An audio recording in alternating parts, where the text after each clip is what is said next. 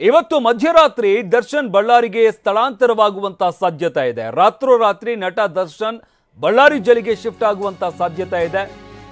ದರ್ಶನ್ ವಿರುದ್ಧದ ಪ್ರಾಥಮಿಕ ತನಿಖೆ ಮುಕ್ತಾಯವಾದಂತ ಹಿನ್ನೆಲೆ ಇವತ್ತು ರಾತ್ರಿನೇ ಬಳ್ಳಾರಿ ಜೈಲಿಗೆ ಶಿಫ್ಟ್ ಮಾಡುವ ಸಾಧ್ಯತೆ ಇದೆ.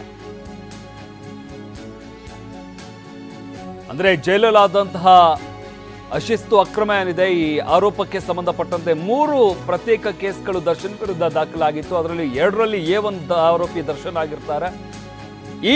ಈ ಆರೋಪಕ್ಕೆ ಸಂಬಂಧಪಟ್ಟಂತೆ, ಈ ಕೇಸ್ಗೆ ಸಂಬಂಧಪಟ್ಟಂತೆ ಪ್ರಾಥಮಿಕ ತನಿಖೆಯನ್ನ ನಡೆಸಲಾಗಿರುವಂಥದ್ದು. ಆ ಪ್ರಾಥಮಿಕ ತನಿಖೆ ಇವತ್ತು ಮುಕ್ತಾಯವಾಗಿದೆ. ಈ ಹಿನ್ನೆಲೆಯಲ್ಲಿ ಈಗ ಬಳ್ಳಾರಿಗೆ ಶಿಫ್ಟ್ ಮಾಡಲಾಗುತ್ತೆ. ಭದ್ರತಾ ಕಾರಣದಿಂದ ರಾತ್ರಿನೇ ಶಿಫ್ಟ್ ಮಾಡುವ ಸಾಧ್ಯತೆ ಇದೆ.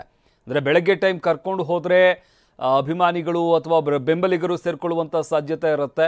ಈ ಕಾರಣದಿಂದಾಗಿ ರಾತ್ರಿನೇ ದರ್ಶನ್ರನ್ನ ಶಿಫ್ಟ್ ಮಾಡುವಂಥ ಸಾಧ್ಯತೆ ಇರುವಂಥದ್ದು. ಇವತ್ತು ಮಧ್ಯರಾತ್ರಿ ದರ್ಶನ್ ಬಳ್ಳಾರಿಗೆ ಸ್ಥಳಾಂತರವಾಗುವ ಸಾಧ್ಯತೆ ಇದೆ.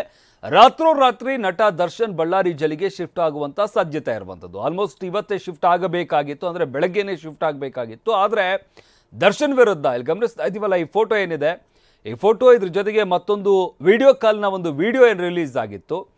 ಈ ಫೋಟೋ ಹಾಗೆ ವಿಡಿಯೋಗೆ ಸಂಬಂಧಪಟ್ಟಂತ ಆರೋಪಕ್ಕೆ ಸಂಬಂಧಪಟ್ಟಂತೆ ಅವ್ರನ್ನ ವಿಚಾರಣೆ ನಡೆಸಬೇಕಾಗಿತ್ತು. ಅದರಿಂದಾಗಿ ಇವತ್ತು ಪ್ರಾಥಮಿಕ ವಿಚಾರಣೆಯನ್ನ ನಡೆಸಿದ ನಂತರ ಬಳ್ಳಾರಿಗೆ ಶಿಫ್ಟ್ ಮಾಡಲಾಗುತ್ತೆ.